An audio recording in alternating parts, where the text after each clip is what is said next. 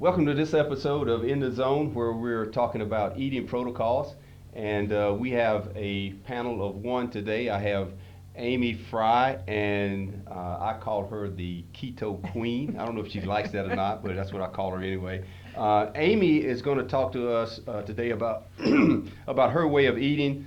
She's going to talk to us about why she eats, and hopefully give you guys out there some information on choosing the right eating protocol for you. So Amy has been quite successful with her eating protocol, and I asked her to come in and share with us what she does and how she views food, and hopefully you can find out what her relationship to food is, and see if maybe it's a pattern that you would like to follow. So first thing, Amy, what is your eating protocol? Tell us about how you eat and what you eat, that kind of thing. Okay. So I started out on a ketogenic diet probably a couple years ago. I stumbled on it by accident because cancer suddenly started running in my family, and I wanted to look at ways I could change my health to decrease that. Okay. And so I kind of came across the ketogenic diet, which is a high fat, good fat, low carb, and a moderate protein diet. Okay. So currently that's kind of where I fall into. Okay. Some people say it's more of a low carb, high fat, and it is. I kind of modify my carbs to fit me personally. Okay. So it's not one of these diets where there's no carbs. It's just really, really low carbs. Correct. Okay. Correct. Yeah. All right. Cool. What about the palatability of your eating protocol? How do you feel you enjoy your food? Does it taste good to you, or is it something that you struggle through? Tell me a little bit about that, because a lot of people who are really like addicted to the taste of their food, most of them tend to gravitate toward high carb diets. Right. Yours is high fat, and you don't get many carbs. Most people look to carbs for taste. So talk a little bit about that. Well, we talk about food a lot when a we're lot. training. So to me, this has been the best, and I hate to call it a diet. It's more of a right. lifestyle. So to me, this has been the best diet that I have ever done, because the food is so tasty. Okay. So it's good fat. So who doesn't love a grass-fed steak with grass-fed butter on top of it? Yeah. So I don't feel like I'm depriving myself. Gotcha. And when I do eat carbs, it mostly comes from vegetables. So I'm able to flavor my foods with some really good, like avocado oil, olive oil, coconut oil. I do a lot of sauteing in coconut oil, or I roast my foods in coconut oil. So it has a really good flavor because the fat provides that flavor. Okay. And because I think also a benefit of the keto diet is that you lose the cravings that you have for carbohydrates, for like your potatoes, your rice, your pasta. Okay. It really helps control your cravings that you have for those foods. Okay. So for me, I feel the most satisfied on this plan of any plan that I've ever done. Okay. Talk to me a little bit about eating so much fat. You talked about a steak with butter on it and avocado oil. What do you say to people who think, well, how does she eat all that fat? Isn't fat supposed to be bad for you? Doesn't fat make you fat? Doesn't it clog up your arteries and cause heart disease? Talk to us a little bit about that. Okay. So, like I said, when I started the keto diet, it was more for trying to lower my risk of cancer. Okay. And what I found out was that inflammation is the root cause of all your diseases. Cardiac disease, diabetes, your insulin levels. So by eating a ketogenic diet, it actually lowers your inflammation in the body. Okay. And so for me, because you're increasing your fat, it actually decreases your appetite because fat is so filling. And so you actually eat less than you would if you were trying to do a low-fat, high-carb diet. Okay. Because you're full. So it's impossible, if you're going to include fat in your diet, it's impossible to overeat because the fat is so filling. Okay. Well, that's interesting to know. So I don't hear you saying anything about deprivation or hunger or missing out on good tasting food. No, and actually I probably eat less. I don't count my calories anymore. I don't count my macros or any of that anymore. Yeah. But I find that, let's say for instance I go out to dinner and I get a steak and I have butter on it and I get a side of vegetables. I still kind of keep an eye out on my protein. Like I try to keep it, to the size of my hand. Okay. But I can't even eat that because it's so filling. If I add the butter on it, if I get the vegetables and I add the butter, I can't eat all of that because I instantly fill up so much quicker on that. Wow. That's interesting. That's very, very interesting because most of the people that I talk to, the major theme is, okay, I don't want to be deprived of this. I don't want to have to count my macros and count calories. No. So it sounds like you're not bothered by any of that stuff that people are burdened with when they diet. I got to count my calories. I got to count my macros. I can't eat anything that tastes good. This seems like so far removed from typical dieting. It is, and there, really, there's nothing that So, for example, if I love lasagna. You can Google lasagna, keto lasagna, and you will find so many recipes on how to make a lasagna that's keto friendly. Well, doesn't lasagna have like lots and lots of carbs? No, because they replace those noodles with things like they'll have you do like sliced turkey instead of the noodle, and then build your lasagna with the meat and the cheese and the tomato sauce. Now that's interesting. That brings up another point. You have learned how to use culinary skills to take foods that you were basically drawn to before that had a high carb content, remake that menu item to where the carbs are low. Correct. Still enjoy the taste of it. Correct. Wow. Correct. So, for example, mashed potatoes. Like, who doesn't love steak Who and doesn't mashed love mashed potatoes? But like I have said, if you actually eat a potato, plain potato, Okay. it doesn't taste like anything. It only tastes like what you put on it. So if you put the butter and the sour cream, that's the flavor that it takes on. I got you. So in place of that, what I do at home is we do mashed cauliflower. Okay. So you steam cauliflower, you put it through a food processor, you add all the butter and the salt and the pepper that you want, and you can even do sour cream on a ketogenic diet. Okay. So there you taste like you have mashed potatoes. Okay, so I'm having a hard time imagining cauliflower having the same texture as a baked potato. Well, you're mashing the cauliflower, so you're putting it so it's like a mashed potato, but you're mashing the cauliflower. Okay. But now you can also take cauliflower and slice it like in steak, like looks like a slice down the cauliflower. Yeah. You can also bake that, grill it, roast it, put butter and sour cream on it, and it kind of has the same texture as a potato. Wow. And another interesting theme keeps cropping up. Culinary skills. Most of the people that I know that have been successful, they've taken charge of their food to the extent that they learn how to cook and how to make the things that are healthy for them taste good at the same time. Right. So is cooking, is learning these new menu items, how much of a burden is that to you?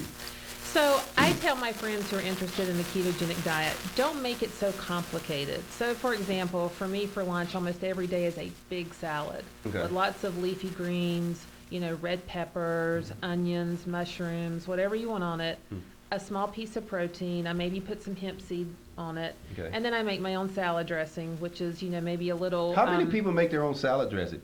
It's so easy when you learn to do it, though. And it's better than store-bought, and it saves you a lot of money. So, it's a little bit of vinegar or lemon juice, some Dijon mustard and olive oil. Yeah. And there's your salad dressing. So lunch is always a big salad, and that's easy to make. Yeah.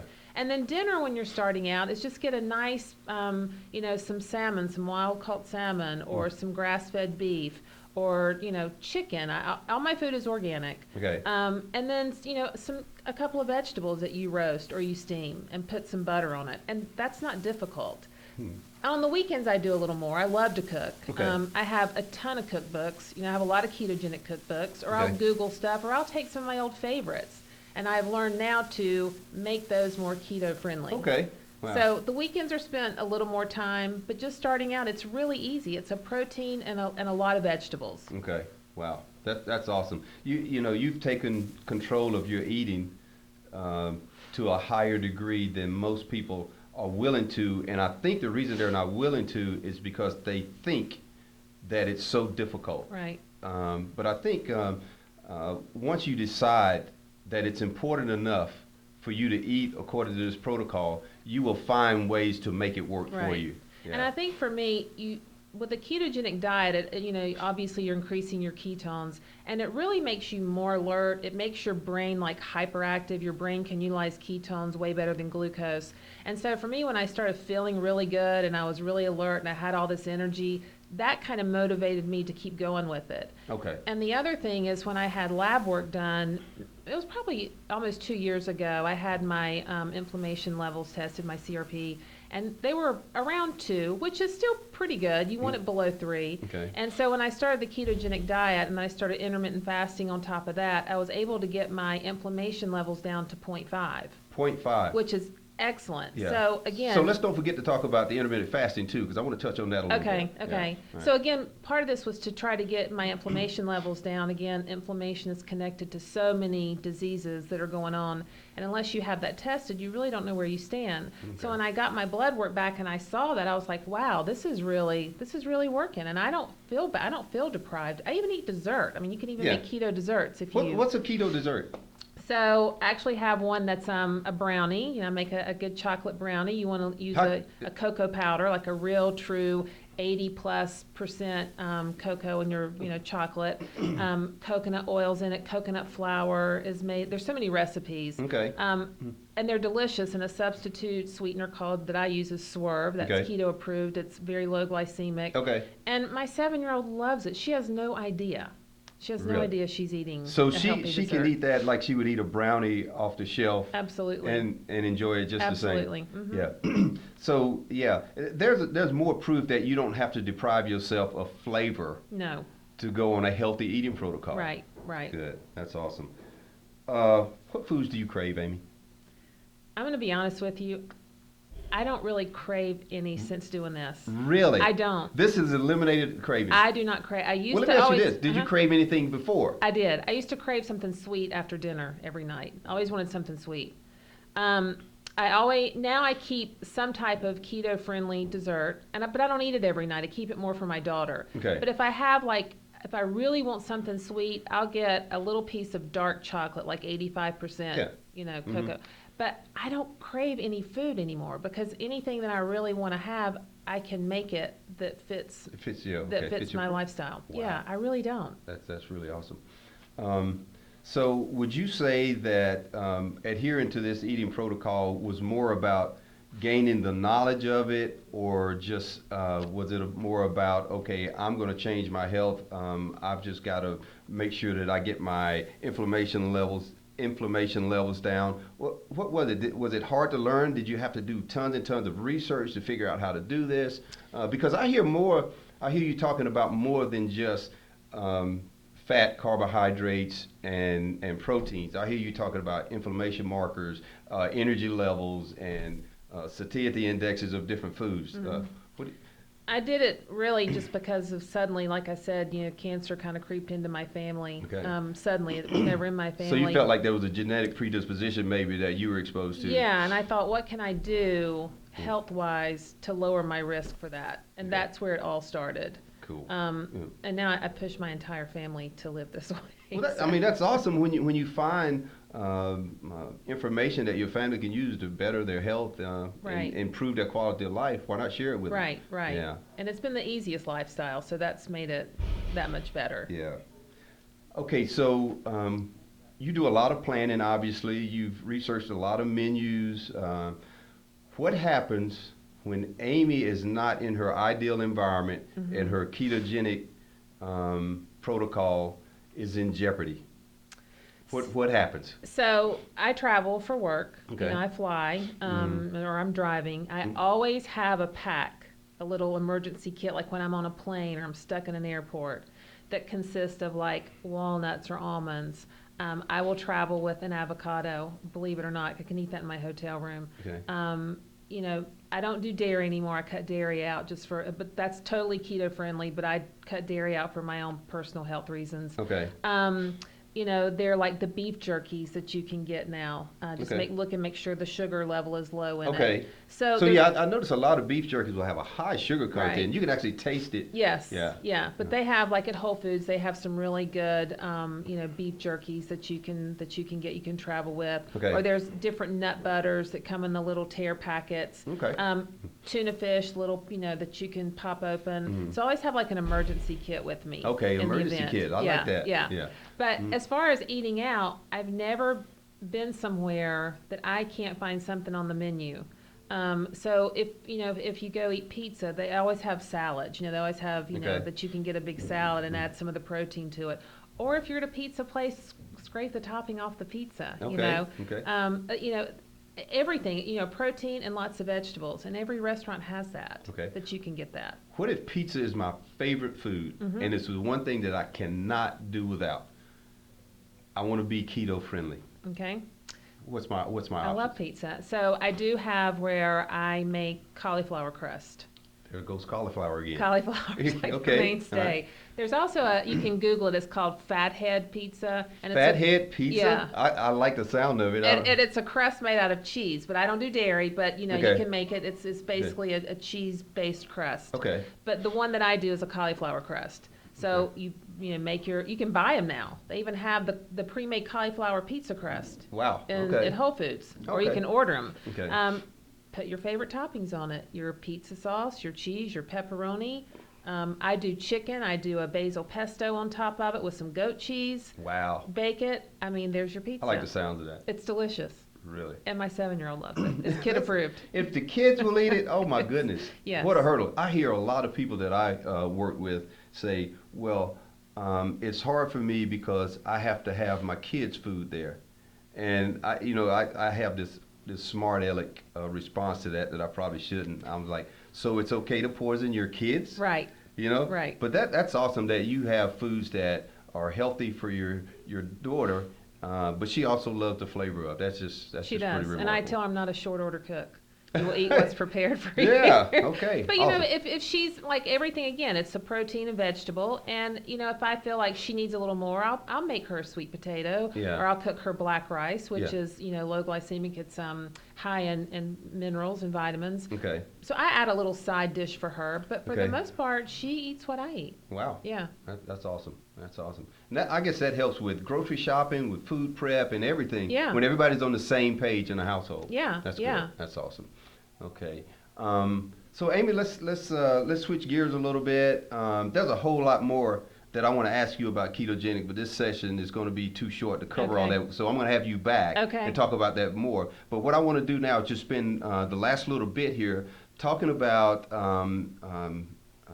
intermittent fasting or fasting, or talk to me about fasting. Okay. and what your take is on that, and what you may be employing right now in terms of eating frequency. Okay, so I started intermittent fasting. Again, it goes back to my blood work. My hemoglobin A1C was about 5.8, which according to your doctor is good. This is in the normal, but to me, I felt like it should be better just because of my lifestyle. Yeah. And I have a wonderful functional medicine doctor that I see, as you know. Mm-hmm. And he said, why don't you try intermittent fasting to try to get your hemoglobin A1C down?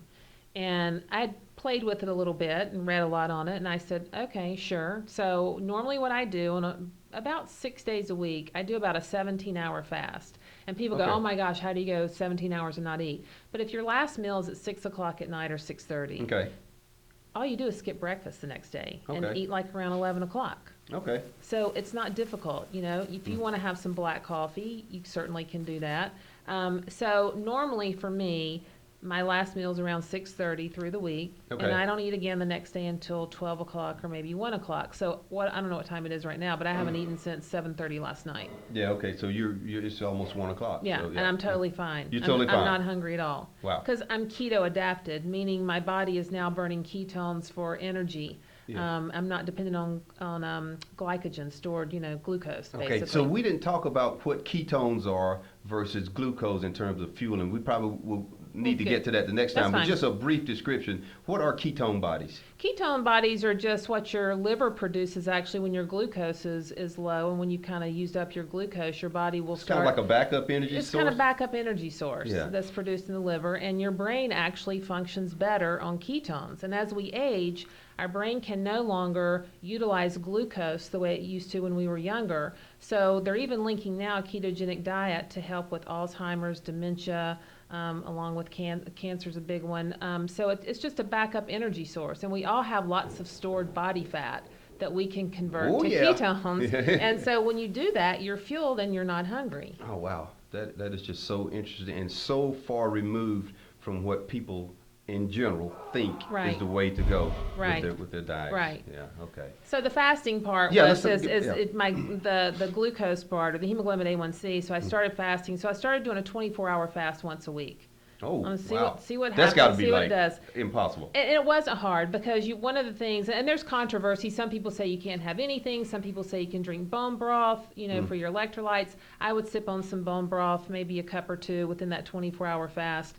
But what I found was when I went back to my doctor and had my hemoglobin A1C, it was down to 5.1, which is excellent. And that doesn't seem like a big drop, but on the scale of what you're looking at, that's a significant drop, 5.8 to 5.1. Okay. Yeah. Good. So I'll continue to do it. I think I'm getting some, some good benefit from it, and it's not difficult. Okay. So you're 16 or 17 hours every day, or 6 days a week, and occasionally you'll throw in a 24-hour. Yep. Okay. Yes. You ever think you'll do a 48? I've thought about it. Yeah. I have to be in the right mindset. Yeah. But I think I could do a 48. Okay. But I've been thinking about. I'm just going to try it and see how far I can go. Okay. I have friends that have done 21 days. Really? Yeah. 21 days? 21 days. Can you live that long without food? Of course you can. I don't think I can live 21 hours without food. You may not be able to. Okay. All right. So we're going to wrap it up right there. Amy, I got to get you back. We just scratched the surface here. Sure. This is like incredibly valuable information. I think the way you eat has changed your life, and I think it has the potential to change the lives of so many people, especially those people who are addicted to carbohydrates and sugar and feel like there's no hope for them ever eating a healthy protocol. Right. This is a good option for them. I think it's excellent. All right. Thank you, Amy. Yep, you're welcome. Thank you.